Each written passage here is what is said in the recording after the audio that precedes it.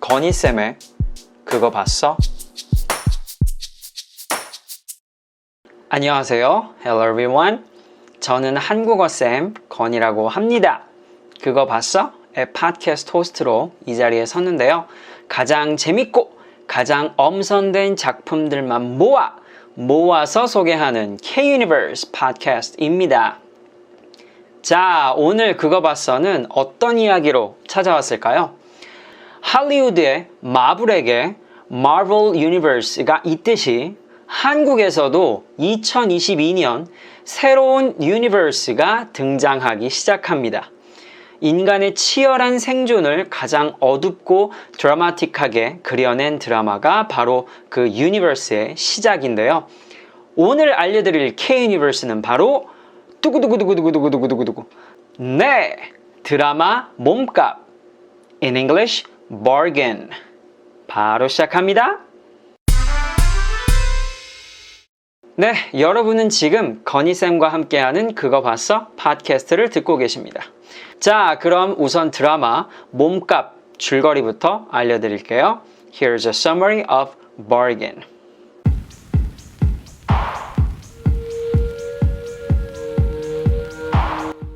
어느 한 여고생이 모텔방에서 담배를 피고 있습니다. 그녀의 이름은 박주영. 조용히 먼 산을 바라보며 누군가를 기다리고 있습니다. 잠시 후 낯선 남자가 방으로 들어옵니다. 이 사람의 이름은 노형수군요. 그리고 둘은 성매매를 연상시키는 대화를 시작합니다. 결국 둘은 몸값, 즉 성매매 합의를 마치고 남성은 샤워를 하러 샤워실로 들어갑니다. 그런데 주영이 다른 전화를 받습니다. 자신이 첫 경험자라면서 또 다른 성매매 약속을 전화로 하면서 모텔을 거닙니다. 그리고 다른 모텔방을 열어 충격적인 장면을 보여줍니다. 자신과 비슷하게 생긴 수십 명의 여성들이 대기실에서 대기를 하고 있고 조폭으로 보이는 남성들이 경비를 서고 있는 장면입니다. 모텔방이라고는 상상할 수 없는 모습입니다. 과연 이들의 정체는 무엇일까요? 주영의 정체는 무엇이었을까요? 주영이 다시 자기가 있던 방으로 들어갑니다. 그런데 이번에는 주영만이 아니라 아줌마, 아저씨, 청년 등 여러 사람들이 각자 돈다발을 칩으로 교환해서 들어갑니다. 이게 도대체 무슨 일일까요? 주영이 말했던 진정한 몸값은 무엇을 의미했던 걸까요? 첫 에피소드부터 강렬한 소재로 많은 사람들의 관심을 모았던 드라마입니다. 소름 끼치는 반전과 더불어 한국 영화사의 한 획을 그은 촬영 기법까지 한 번 보면 잊을 수 없는 드라마입니다. 티빙 오리지널 드라마 몸값입니다.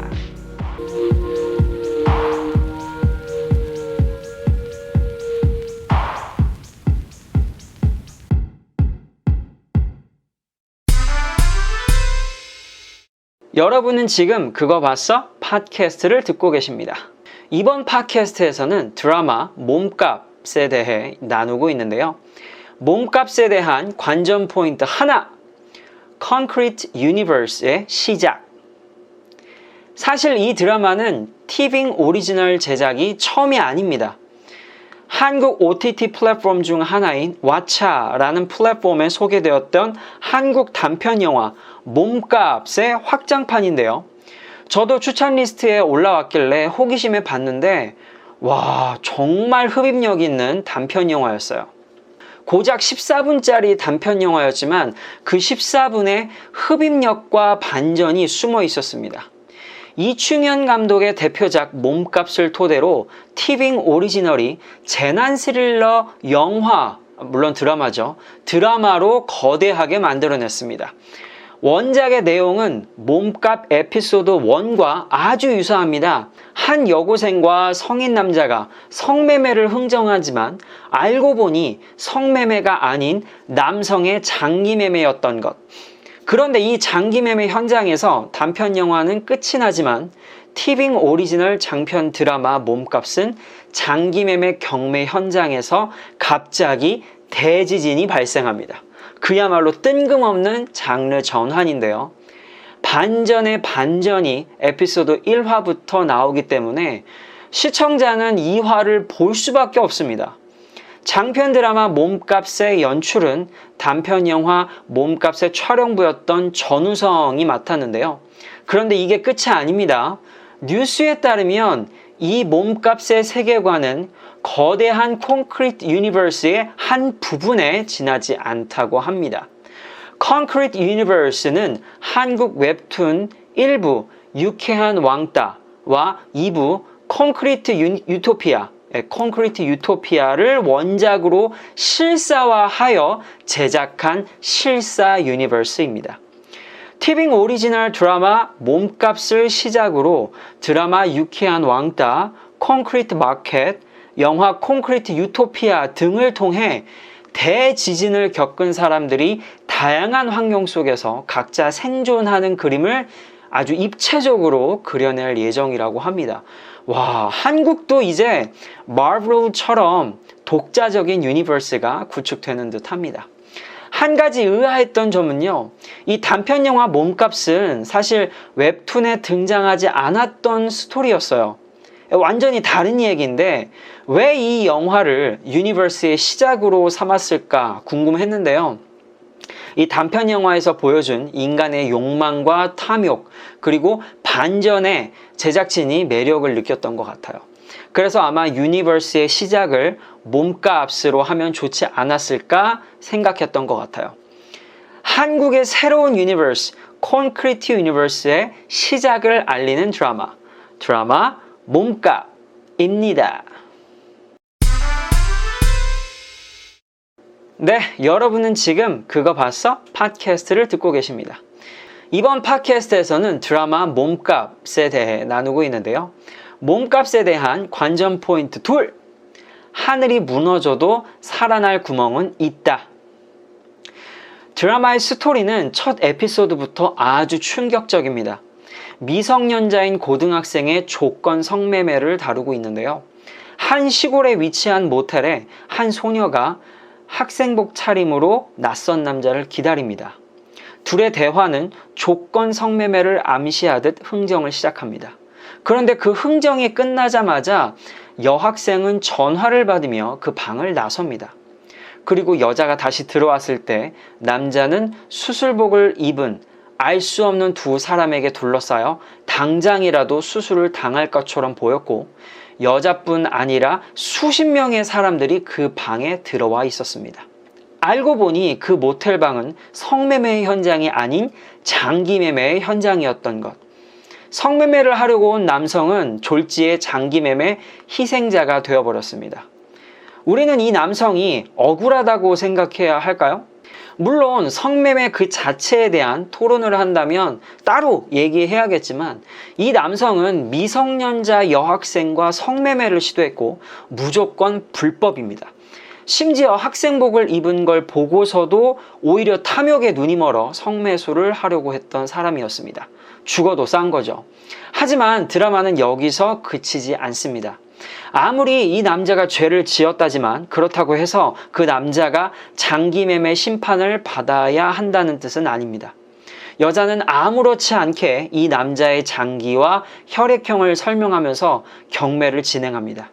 살인교사, 방조, 불법 장기매매 등 그 죄질은 미성년자 성매매의 그것과 전혀 다르지 않게 가볍지 않습니다. 그리고 그 남자의 장기에 눈독을 들이며 돈을 가져온 사람들, 그 모텔방에는 어느 누구도 선하거나 억울한 사람이 없었습니다. 성매수를 하려는 남자, 그 남자를 속여서 장기매매하려는 여자, 조직적으로 장기매매를 하기 위해 모텔을 지은 사장과 그 부하들, 그리고 장기매매를 불법적으로 사기 위해 모인 사람들, 그 누구 하나 죄 없다 말할 수 없습니다. 그래서 우리는 이 드라마가 어떻게 끝날지 도무지 예측할 수 없었는지도 모르겠습니다. 우리가 흔히 예상할 수 있는 권선징악이 이 드라마에는 없거든요. 선한 사람이 애초에 안 나오니까요. 누구 하나 이건 잘못됐어, 이건 잘못됐어 라고 외치기에는 거기에 있는 모든 사람들은 이미 중대한 범죄자들입니다. 바로 이 점 때문에 저는 이 드라마가 더욱 대단한 것 같습니다. 과연 범죄자들은 양심이 있을까?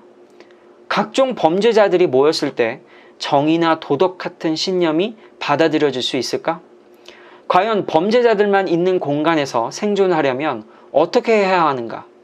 단순히 위계 질서가 확실한 조폭들의 사회와는 또 다른 모습입니다. 어느 누구도 선한 이가 없다면 과연 인간적인 모습이 나올까? 만약 나온다면 어디에서 나올까? 저는 이런 질문들에 대한 대답을 드라마가 설득력 있게 잘 제시한 것 같습니다. 그리고 어떠한 질서도 없는 혼란스러운 상황에서 과연 어떻게 살아남을 수 있는가에 대한 디스토피아적 해법을 보여주고 있습니다. 인간의 근원적인 악함을 보여주면서 동시에 재난을 만났을 때 이기심이 어디까지 나올 수 있는지를 가감없이 잘 보여주고 있습니다. 한 가지 좀 아쉬운 점이 있다면 욕이 너무 많이 나온다는 점입니다. 물론 다 인생의 단맛, 쓴맛, 똥맛까지 다 본 사람들이기 때문에 이해는 합니다만 너무 욕이 많이 나와서 조금은 아쉬웠습니다. 인간의 극한을 볼 수 있는 드라마 몸값입니다. 여러분은 지금 그거 봤어? 팟캐스트를 듣고 계십니다. 이번 팟캐스트에서는 드라마 몸값에 대해 나누고 있는데요. 몸값에 대한 관전 포인트 셋! 한국 드라마의 새로운 모험. 이 시리즈는 첫 에피소드부터 완전히 관객을 사로잡습니다. 영화를 좋아하시는 분들은 눈치채셨겠지만 이 드라마는 원테이크 기법으로 촬영했습니다. 단편영화 몸값 역시 원테이크 기법을 쓰면서 시청자가 마치 그 방에 같이 있는 것처럼 착각하게끔 만들었는데요. 이 드라마도 원작을 따라 원테이크로 촬영을 했습니다. 그런데 이 원테이크를 1화뿐만이 아니라 6화까지 모두 촬영했다는 점이 특이한데요.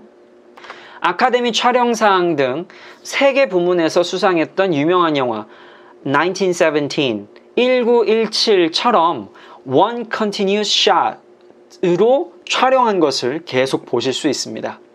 그러고 보니 이 드라마는요, 새로운 시도가 참 많네요. 웹툰 유니버스를 처음으로 실사 유니버스로 만들었다는 점에서 아주 특별하고, 또 촬영 기법 또한 드라마 전체를 원테이크로 찍었다는 것에 놀라움을 감출 수가 없습니다. 이러한 놀라운 연출을 화려하게 빛낼 배우들도 필요하겠죠? 한국판 종이의 집 간판 스타 전종서 배우가 출연합니다. 드라마 소재가 워낙 충격적이고 시각적으로도 잔인한 장면들이 많이 나와서 배우들의 연기력이 눈에 잘 들어오지 않을 수도 있었지만 오히려 전종서 배우가 그러한 자극적인 장면들 속에서 아주 침착함과 당당함을 보여주어서 상당히 현실감 있게 볼 수 있었습니다. 이 드라마를 보신 분들은 아시겠지만 정말 여러 상황이 나오거든요. 1화에서는 어설픈 여고생 연기, 거기에 경매사 연기, 또 재난을 뚫고 나가는 연기까지 캐릭터는 박주영 하나지만 이 상황에 맞게 다양한 연기를 보여줘야 하는데 그걸 전종서 배우가 아주 잘 보여줬습니다. 저는 이번 드라마를 통해 왜 이창동 감독이 버닝, 신인 전종서 배우를 버닝에 낙점했는지 어렵지 않게 알 수 있었어요. 그리고 이분을 또 빼면 안 되겠죠? 탐욕에 눈이 먼 경찰력을 맡은 진선규 배우. 부패한 경찰이지만 그 누구보다 생존력 있는 캐릭터였습니다. 부패한 경찰은 그 성격 자체가 굉장히 모순적이라 연기하기 꽤 어려웠을 텐데 굉장히 연출에 잘 녹아들었던 것 같고요. 특히 팬티 한 장으로 계속 드라마에 나와야 했음에도 불구하고 아주 탄탄한 몸매를 자랑하며 그리 야하지 않게 재난을 극복해내는 경찰로 잘 그려냈습니다. 효자남 고극렬을 연기한 장률 배우도 참 신선했어요. 이미 연극을 통해 자신의 연기 실력을 탄탄하게 다져왔고요. 각종 영화, 드라마에서 점점 비중 있는 연기를 맡으면서 자신만의 연기 세계를 구축했습니다. 이번에는 아버지 콩팥을 위해 노력하는 전 운동선수 고극렬을 연기했는데요. 와, 저에게는 생소한 배우였지만 베테랑처럼 연기를 아주 잘 보여줬습니다. 아마 시즌2에서는 더 비중 있는 연기로 선보이지 않을까 예상합니다. 네, 이 드라마는요, 시즌2가 당연히 나올 것 같은데요. 건물 안 이야기는 이제 시즌1 마지막 6화를 끝으로 마치긴 했습니다만, 마지막 쿠키 영상을 통해 강력한 시즌2 힌트를 선보였습니다. 언제 나올지는 모르겠지만 다른 작품과 함께 어떻게 연결이 될지 벌써부터 궁금해집니다. 다음 시즌이 기대되는 드라마 몸값입니다. 오늘 준비한 그거 봤어는 여기까지였고요. 드라마 몸값은 티빙 오리지널이기 때문에 티빙에서 시청하실 수 있습니다. 청취해주신 청취자분들 정말 감사드립니다. K-유니버스를 통해 한국어를 배우고 싶으신 분들은 언제나 건희쌤을 찾아주세요. If you are interested in K-Universe, feel free to contact 건희 Lee. 듣고 싶은 컨텐츠가 있다면 댓글로 알려주세요. 다음에도 정말 재밌는 콘텐츠로 찾아오겠습니다. 저는 다음 시간에 또 찾아오겠습니다. 안녕히 계세요.